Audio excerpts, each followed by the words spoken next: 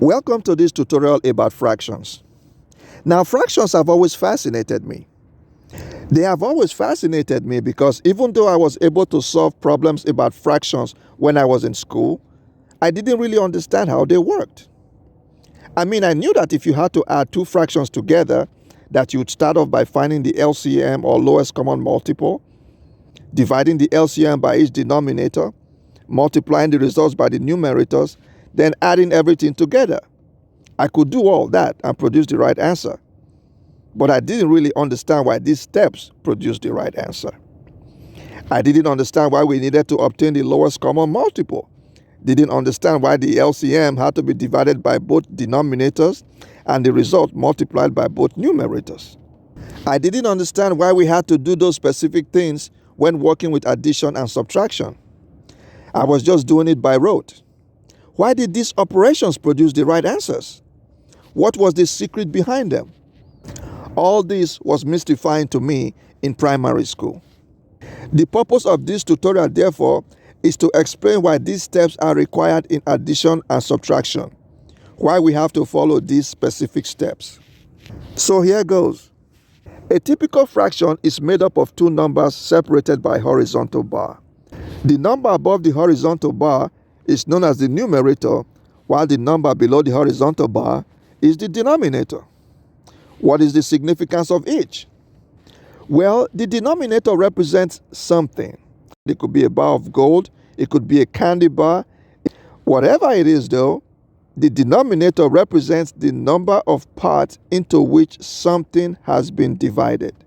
If the denominator of a fraction is 4, it indicates that something has been divided into 4 parts. The numerator, on the other hand, tells us how much of the denominator we have. For example, if I had a bar of gold and divided it into 3 equal parts, and I gave you 2 of those 3 parts, I would write it like so. The denominator 3 would indicate the 3 parts the bar was divided into. The numerator 2 would represent 2 of these 3 parts.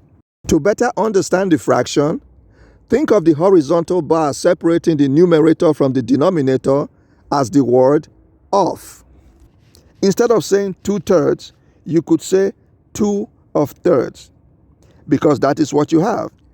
A bar of gold was divided into 3 parts or into thirds, and you received 2 of those 3 parts, or you received 2 of those thirds.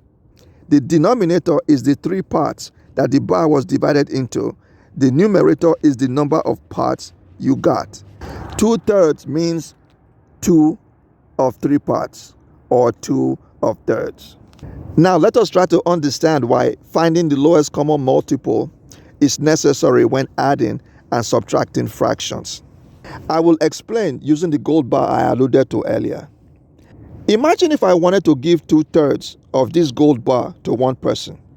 We'll call this person A, and 1/5 of the same gold bar to another individual who we'll call B.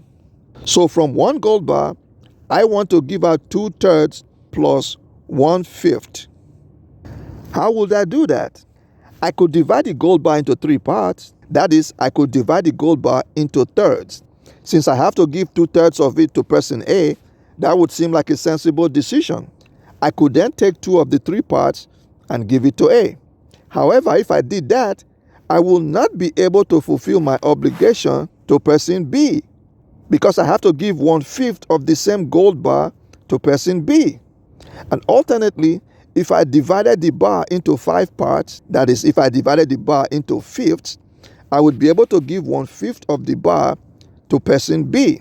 However, I will not be able to give 2/3 of the bar to person A. You cannot get 2/3 from something that has been divided into 5 parts, because each of the parts that makes up a third must be equal. And you cannot get a fifth out of something that has been divided into 3 parts. So how do I get 2/3 and 1/5 from the same bar? How can I divide the same bar into 3 parts and into 5 parts at the same time? This is where the LCM comes in. This is where the swashbuckling hero, the LCM, wearing a cape billowing in the wind, rides in to rescue us from our ignorance. And I promise you that will be the one and only bad joke in this video. The LCM or lowest common multiple, enables us to divide the same bar into 3 parts and 5 parts at the same time. And what is the lowest common multiple exactly? Firstly, what is a multiple? Well, if we have a number a, for example, a multiple of a is any number that is exactly divisible by a. So in the problem 2/3 plus 1/5, the lowest common multiple is 15 because it is the smallest number that can be divided by the denominators 3 and 5 without leaving a remainder. The LCM relates to the denominators, not the numerators. Since 15 is the smallest number that is exactly divisible by both 3 and 5, it is their lowest common multiple, or LCM for short. That is, it is the smallest multiple that is common to both of them. The lowest common denominator is the number of parts an item should be divided into to enable us to obtain from it the proportions that the denominators indicate. Since our lowest common multiple is 15, dividing the bar into 15 parts will enable us to obtain thirds and fifths from it at the same time. You could say that we would be eating our cakes and having it too. How does this work? This brings us to the part that intrigued and mystified me the most when I was a child. I will refer to the lowest common multiple as the LCM from this point on. Now, since the LCM is 15, we will divide the bar into 15 parts or 15 subunits. This way, we will be able to divide the bar into 3 parts and into 5 parts at the same time. But how many of these subunits does it take to make a third? And how many does it take to make a fifth? How do we find out? Do 9 subunits make a third, for instance? Well, just from visual inspection, you can easily tell that it doesn't. It is clearly too large to be a third. What about 2 subunits? Do 2 subunits make a third? Again, just from visual inspection, you can see that 2 subunits are too few to make 1/3. So how many of the 15 subunits does it take to make a third? This is why the LCM has to be divided by each denominator. Doing so enables us to determine how many subunits of the bar it takes to make a third and how many subunits it takes to make a fifth. Our first fraction is 2/3. When we divide the LCM by the denominator 3, which represents a third, we get 5. That means 5 subunits of the gold bar makes 1/3. And looking at the bar divided into 15 subunits, we can see that it takes 5 of those subunits to make a third. We can also see that there are 3 sets of these 5 subunits. Each of the 3 sets, of course, represents 1/3. The same goes for the other fraction, the 1/5. Dividing the LCM 15 by the denominator 5 gives us 3. That means it takes 3 subunits of the gold bar to make a fifth. And sure enough, we can see from the bar that there are 5 sets of 3 subunits. Each of these 5 sets is a fifth. So now you know why the LCM has to be divided by each denominator. Doing so enables us to know how much of the LCM it takes to make a third and how much it takes to make a fifth. After dividing the LCM by the denominator, the next step is to multiply the result by the numerator. Why do we do that? Why is that step necessary? Like I said earlier, if you look closely at fractions, the way a fraction is written tells you a great deal about the value that fraction represents. 2/3 means 2 of thirds, 2 of 3 parts. When you divide the LCM by the denominator, the answer you get tells you how much of the denominator it takes to make a third. We are required to add 2/3 of a gold bar to 1/5 of the same gold bar. So how many subunits of the gold bar does it take to make 2/3? To find out, we multiply the number of subunits it takes to make 1/3 by the numerator, which specifies how many thirds we need altogether. This will give us 10 subunits. So 10 subunits of the gold bar makes 2/3 of it. Now, if we only divided the LCM by the denominator, sure, we would know the number of subunits it takes to make a third, but we wouldn't know how many thirds there were, unless we multiplied by the numerator. The fraction reads as 2/3, or 2 of 1/3. So since we have 2/3, we have to multiply the 5 subunits which make up a third by 2. Multiplying 5 subunits of the denominator, which makes up 1/3, by 2 will give us 10 subunits. In math, the word "of" really means multiply. 2 of 1 apple means 1 apple multiplied by 2, or 1 apple twice.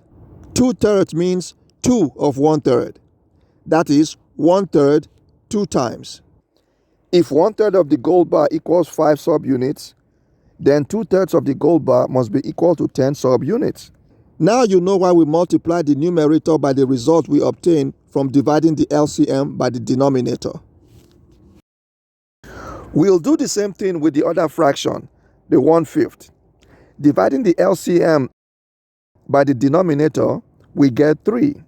So it takes 3 subunits to make a fifth.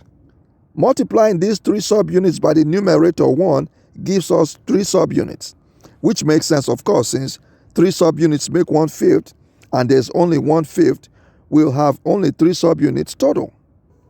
Technically, since we have 1 in the numerator in 1/5, we do not need to multiply by the numerator because any quantity multiplied by 1 is always that quantity. Since our numerator is 1, the number of subunits it takes to make 1/5 is all we require. There is no need to multiply the number of subunits it takes to make 1/5 by the numerator 1. So we've determined how much of our gold bar it takes to make 2/3 and how much of our gold bar it takes to make 1/5. That is 13 of our 15 subunits total from the gold bar. So 2/3 plus 1/5 equals 13/15. That is our solution. If you need to give 2/3 of something to one person and 1/5 of that same item to another person, divide the item into 15 parts, give 10 parts to one individual, and give 3 parts to the other. You would have given both individuals 13/15 of the item, and you would have 2/15 left. I hope this tutorial has helped to demystify anything that might have been unclear to you about adding and subtracting fractions. Thank you for watching, and as always, like, comment, and subscribe, and I'll see you again. Goodbye.